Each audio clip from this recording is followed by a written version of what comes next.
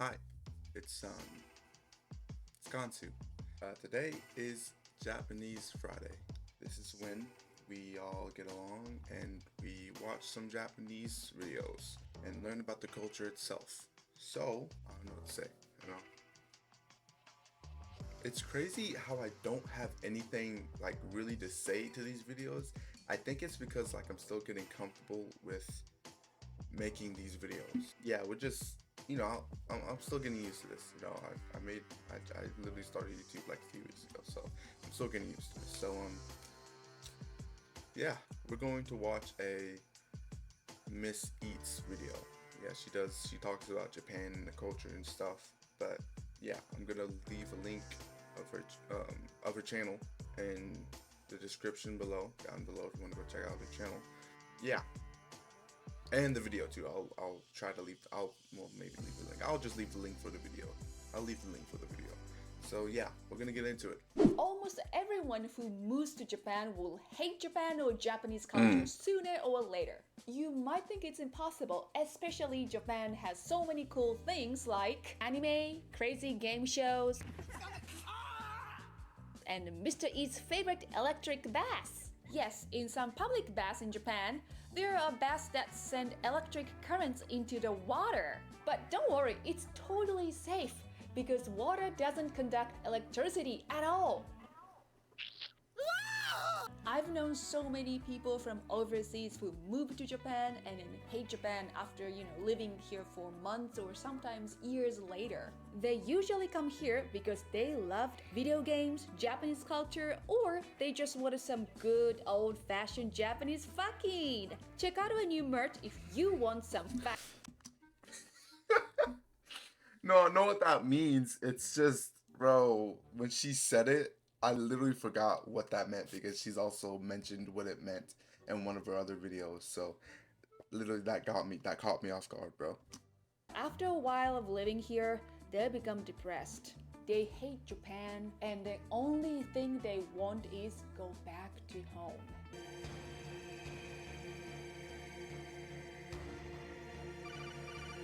Snake, are you okay? Dad, I hate Japan. I want to go home. There are many reasons why it happens. Maybe some of you have heard of cultural iceberg. If you imagine the culture of one country to be an iceberg floating in the ocean, the part of the iceberg you can see is usually the material aspect of the country's culture. So for Japan, this would be video games, Japanese food, Street cosplay, Fighters. statues of Colonel Sanders in samurai armor, obvious Japanese stuff. But what you don't see is the rest of the iceberg. And this is where the non-material parts of the culture are. This can be things like ideas on work ethic, views on raising children, how society views discriminated people. It's usually this part of the cultural iceberg that we all will have problems with when we move to a new country. So, because most of you who are watching this video might be interested in living in Japan or moving to Japan in the future, so I thought it would be a great idea to ask Mr. Eat to talk about his own experience and how he's been dealing with it. Oh, it's Mr. Eats, not Miss Eats, because there was an S at the end, so I thought it was Miss Eats. Okay, my bad. Now let's say you have this big plan to move to Japan. As you begin to prepare for your move, you start dreaming about all the adventures that you're going to get into. Your happiness level starts to go higher and higher, and then you finally make that trip across the ocean, you get off the plane, and you're standing smack dab in the middle of Tokyo. The sights, the sounds, the smells, the experience is all so overwhelming. Now every single thing that you're doing feels like a grand adventure and your happiness is just going through the roof. Welcome to the honeymoon phase. This is the first of 4 phases of culture shock that you're going to experience. Now for most people, this is the most incredible part about moving to a new country. You're going to love the culture, the language, and people. Seriously, you could get mugged in a back alley and you'll probably come out of it saying, wow, that was the most polite mugging I've ever had. Now the amount of time that you spend here in the honeymoon phase and the next 3 phases varies from person to person. Now when I moved to Japan, I was placed in this really nice little countryside town where I quickly made friends and became a part of the local community. I fell in love with every aspect of that town and the people around me. Heck, I even love my job as an English teacher there. I found so much joy and happiness there that by the ripe old age of 28, I was considering my retirement there. But all of that came crashing down after I met Mrs. Eats. What? No, I... Welcome to the living room floor where we will be spending the rest of our night. There's a Mr. Eats and Mrs. Eats. Got it. Tonight. Now, what I wanted to say was that Wait, what did he say? I wasn't paying attention though. Welcome to down after the age of 28. I was considering my retirement there, but all of that came crashing down after I met Mrs. Eats. What? No, that's crazy. That's crazy. Welcome That's to crazy. the living room floor where we will be spending the rest of our night tonight. Now, what I wanted to say was that meeting Mrs. Eats was the best thing that could have ever happened in my life. But it was all of the other circumstances that followed that led me to a really, really dark place in life. The second phase of culture shock, the frustration phase. Now, once you hit the peak of happiness I think she like kicked them out or something. during the honeymoon phase, you'll start to get used to the new world around you. That's why he's And laying your on the happiness floor. will actually begin to decline pretty quickly. The things you found most exciting have now become very, very normal to you. And the things that you didn't mind too much actually become annoying or even frustrating. I actually seen that video that just popped up where like the person was slicing whatever that thing was, like I don't know, it can't be cheese, it has to be something else. But he was slicing it and then it just like melted down. Like I seen a video like that before. I don't know.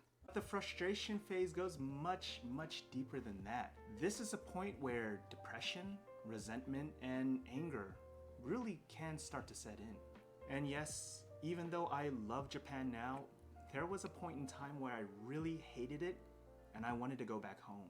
Dad. So as my relationship with Mrs. Eats got deeper and deeper and we got closer and closer, I decided to leave that small town that I love so much to the big city of Osaka. There were a lot of factors that made daily living just incredibly difficult.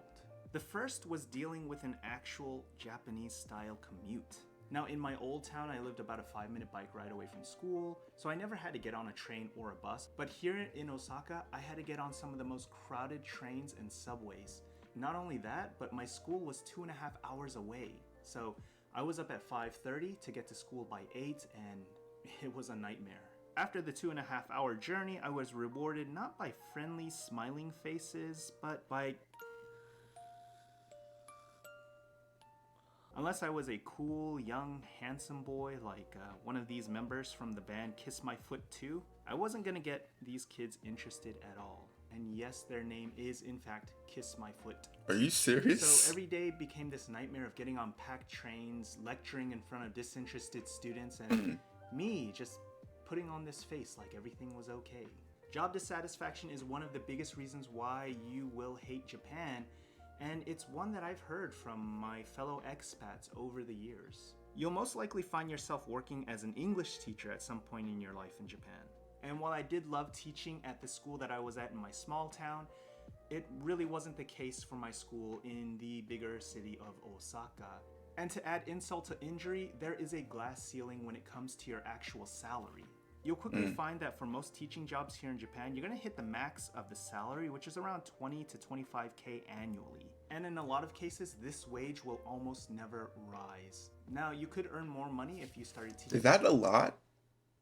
I have to look that up. I don't know if that's a lot. He might tell us. Teaching at a university or at a wealthy private school, you're gonna be doing 2 to 3 times more work for that amount of pay.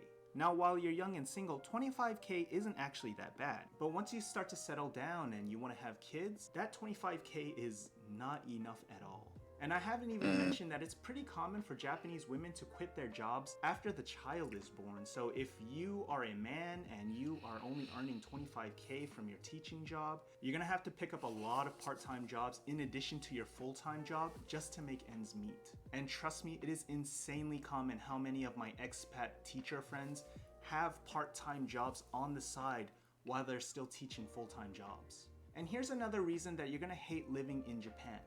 The differences in work culture and relationships at the office. Going back to our cultural iceberg, this is the stuff below the water. Things like office politics, relationships with your coworkers, the expectations that they have on you at work, and so many other different factors that are very, very different from what you're used to back home.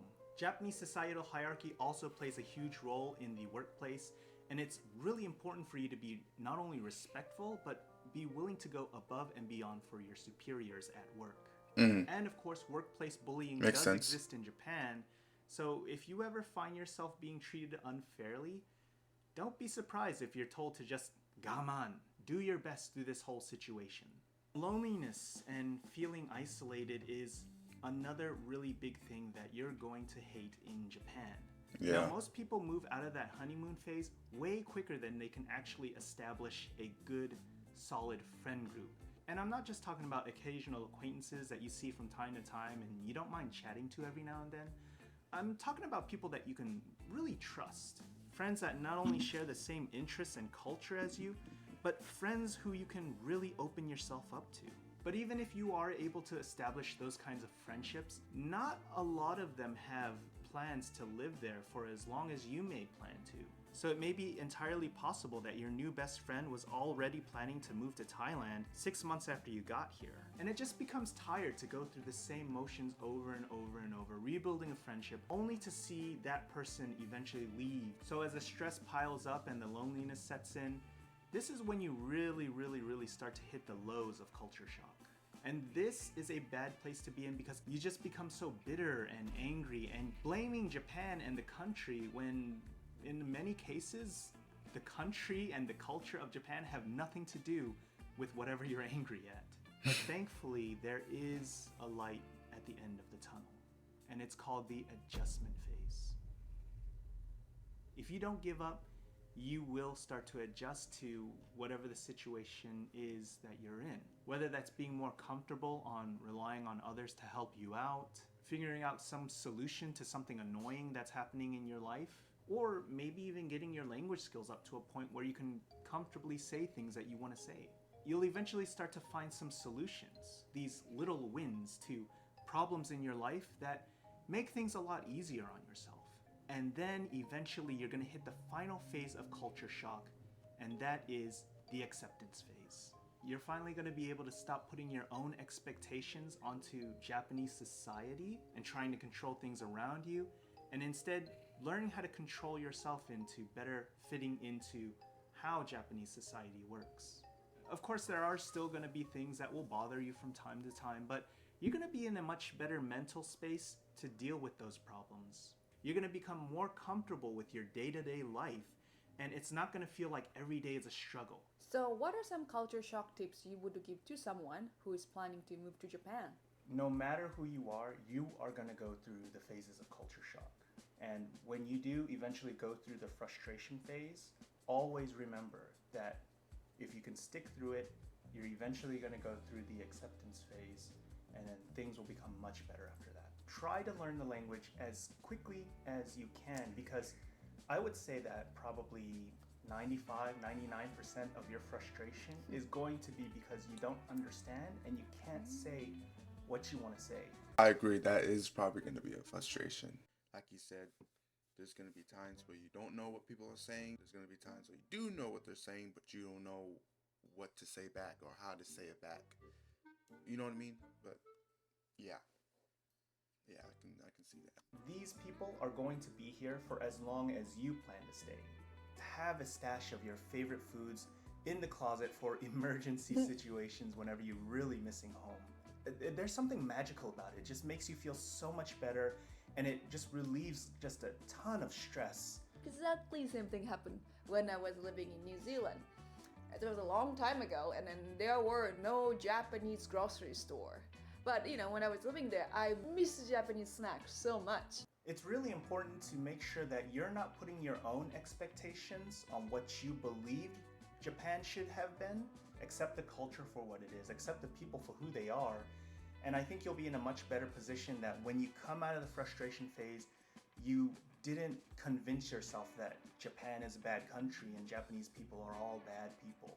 Moving to a I don't believe completely they're all new bad. country with a different culture from your own country, it's just already overwhelming, right? If you have something that makes you really feel happy, for example, if you love drawing, bring your favorite drawing kits to Japan, and then, whenever you feel frustration or when you feel lonely, you start doing whatever you really enjoy doing it.